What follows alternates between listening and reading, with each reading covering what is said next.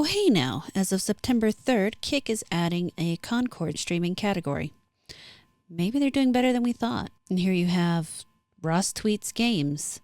Was nice to get out of the house and leave the internet behind for a bit. Did a bit of shopping and finally bought Concord. Can't wait to play it Saturday, but looking forward to trying it out. I bet he is. Maybe things are looking up. Uh-oh. At this time, we have decided to take the game offline beginning September 6th, 2024. Oh.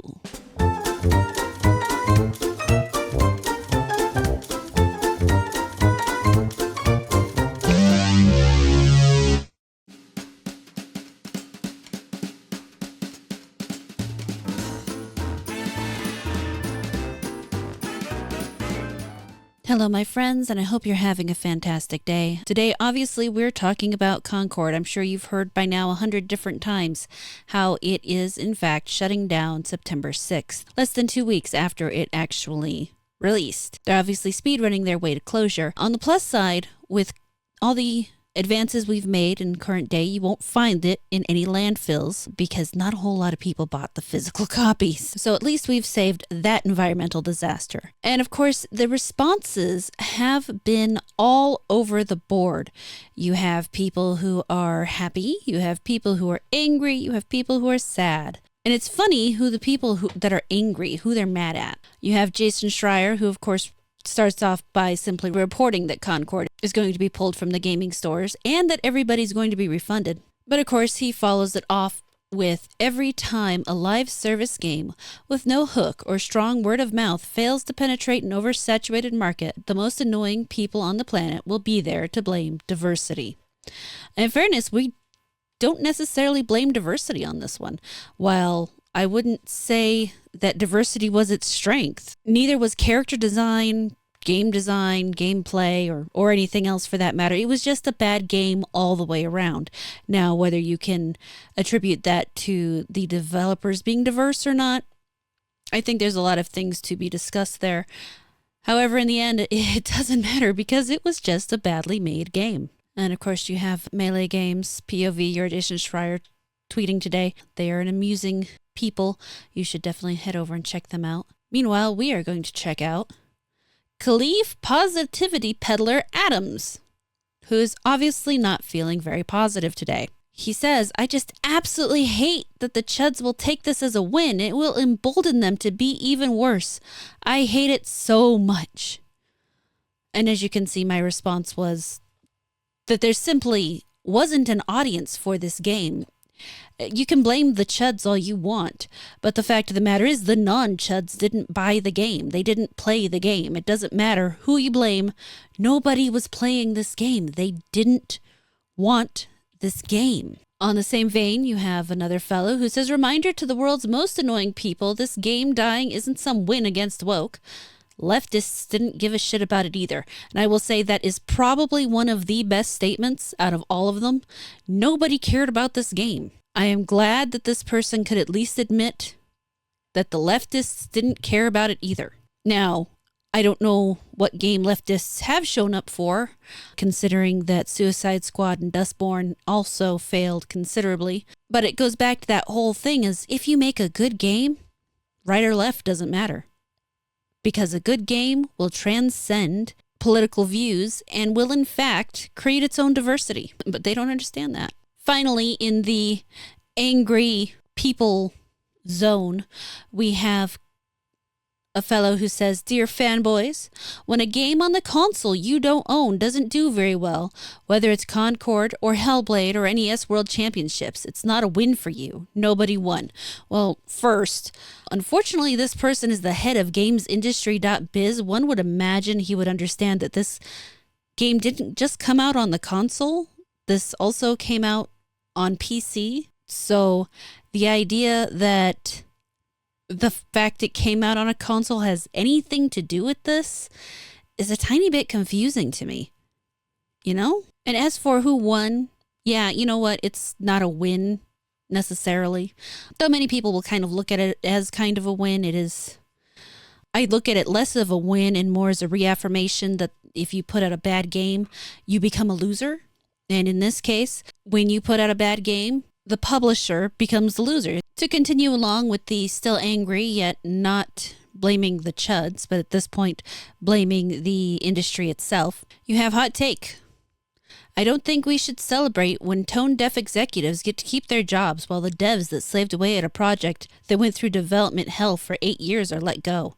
Yes, you didn't like the game. Aim the hate at the right people. And I have kind of some mixed feelings about this. I am sure that there's maybe 1 or 2 people who were involved in the creation of this game that looked at it and felt that they were working on something that they knew was going to fail. But in the end, if you are a developer and you are handed this kind of game and you think, gee, I like having my job more than I like developing a game that I think is going to be good, you deserve it. Stone cold, you deserve it. Now, the executives should have looked at this game also and said, damn, this isn't going to do well, and said no to the whole thing. So they also deserve, honestly, I say you just take them all out. From top to bottom, all of them gone. But one of the things they don't realize is, who are these people listening to when it comes to who the audience is? And we've discussed this before.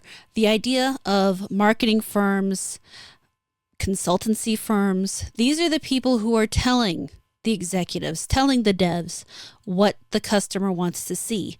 And they're not being honest. They're saying what they want to see, not what we want to see.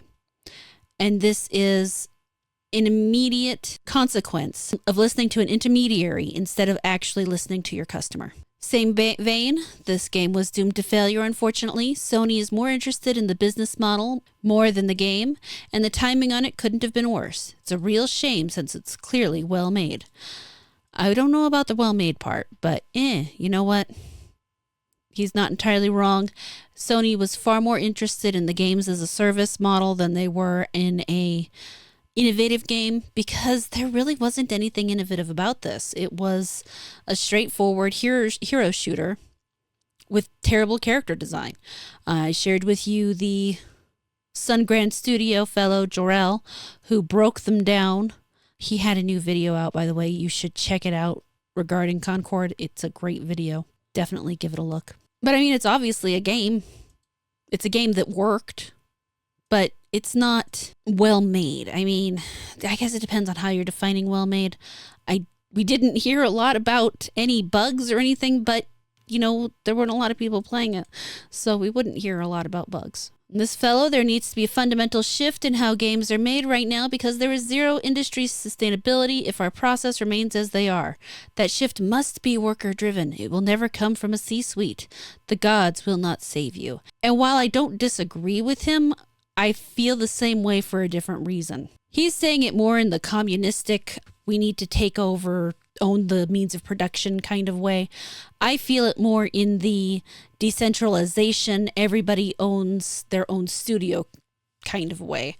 I firmly believe when you look at a game and it has an extremely large development team, that it's not 100%, obviously, but you are more likely to get a bad game out of an extremely large development team than you are to get one out of a smaller development team. When we're talking about games on this level in general, the AAA, AA kind of game sphere, if it's a really large game development team, then it's probably gotten bogged down and convoluted with a whole bunch of administration, a whole bunch of executives, and people who are getting in the way of actual creativity. It's too many chefs in the kitchen kind of thing. In a new type of cope, we have Liana Rupert, who says No Man's Sky, Elder Scrolls Online, Rainbow Six Siege.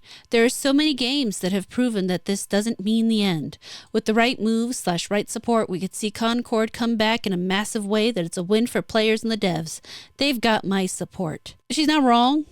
In the event, they went back and totally rewrote the game and then came back and made it free to play. There's a chance. They would have to totally redesign all the characters and a whole bunch of other things. I'm not sure how they're going to do that, but there's always a chance. Stella says, my heart breaks for Firewalk Studios. The fact that it wasn't even given at least 6 months to properly sit through a season and adjust as a proper live service game is insane to me. It is very clear PlayStation didn't believe in this from the start and failed to support it. PlayStation gave them $2 million to develop this game. There is no way they didn't support it. What this is telling me is that there aren't enough people playing the game to pay for the game. PlayStation isn't going to keep the game going just because. It doesn't work that way. And this is another one that I thought was really interesting. Scared of a precedent here. I'd be shocked if this comes back, even free to play. Are we just going to allow companies to throw 8 years of work chasing trends at publishers' behest in the dirt after a week because it didn't perform? Then what? Even more layoffs in an industry ravaged by it? What this person doesn't understand is that you can't just keep the game going if it's not making money. It doesn't work that way. You absolutely can't just kind of hope it keeps going and hope maybe someday it might find its audience. Honestly, the cutting it off and going back to the drawing board and coming back is the best chance it has. I don't think it's much of a chance, but it is absolutely the best chance that it has. Now, to lighten things up really quick for a moment, I did want to share a couple really great jokes, both intentional and unintentional, that people made. You see here, Concord was outlived by a housefly. The life expectancy of a housefly is generally 15 to 30 days and depends upon temperature and living conditions. Yeah, so didn't even live as long as some insects. That's funny. However, Chesto Custom Ver Ka, it's a funny name. Did you know the delisting of Concord after 2 weeks is actually a clever nod to the shelf life of Concord grapes? If bought at optimal freshness, grapes will last up to 2 weeks in the refrigerator. Notice it says up to. And finally, in the unintentionally funny column, you have Concord players are throwing themselves off cliffs in-game to grind to max level before the game shuts down. I'm hugely impressed by the dedication of the approximately 40 players playing to grind their way to max level in a game that is about to be shut down. That takes some real stubbornness, and I do hope some of them make it just to say that they did it. Because honestly, you'd be one hell of a rare person at that point.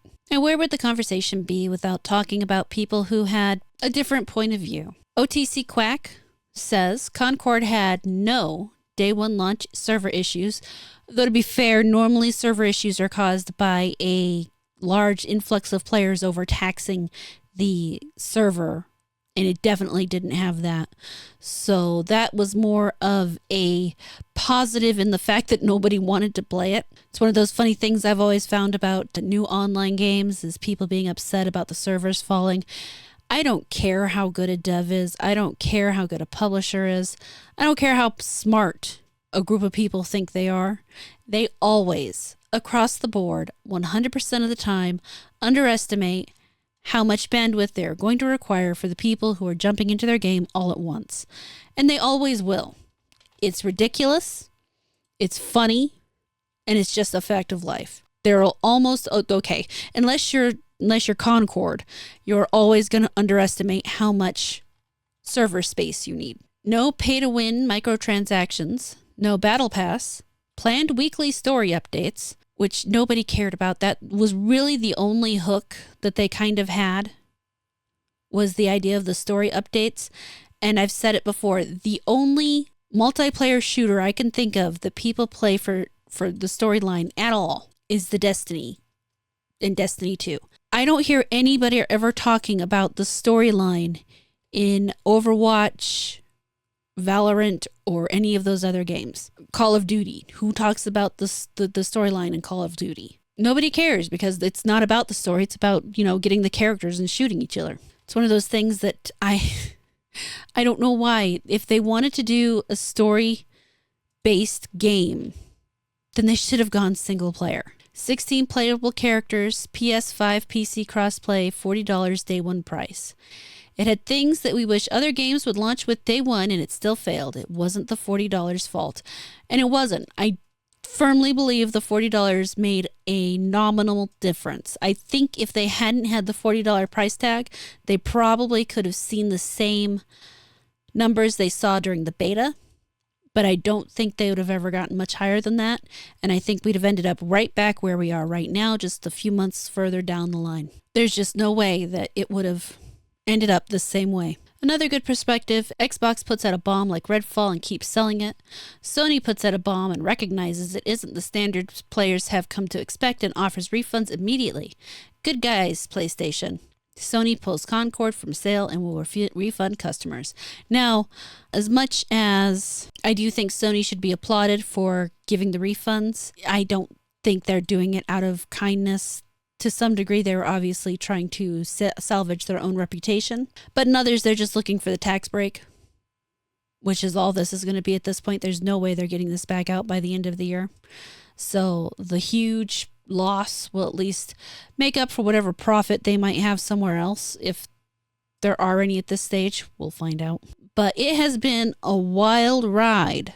I did not anticipate Concord going from released to gone this fast. And it was only yesterday. Well, not yesterday. It was merely a few months ago where we saw the trailer.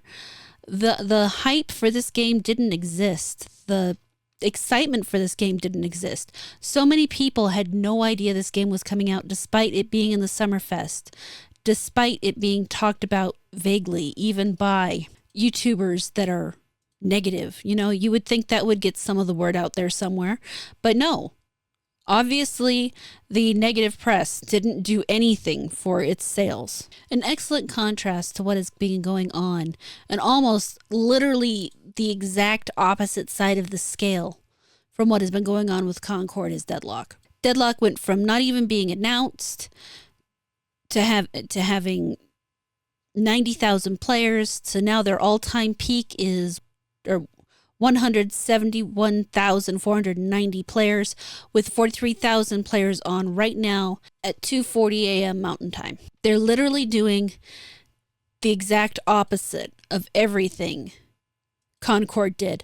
They're building a word of mouth before the game releases. They're building a community before the game releases. They're building excitement before the game releases. They were doing that before the game was even announced. Now, is it a good game or not? That I don't know. I don't have a key. I can't play the game. I can't tell you anything.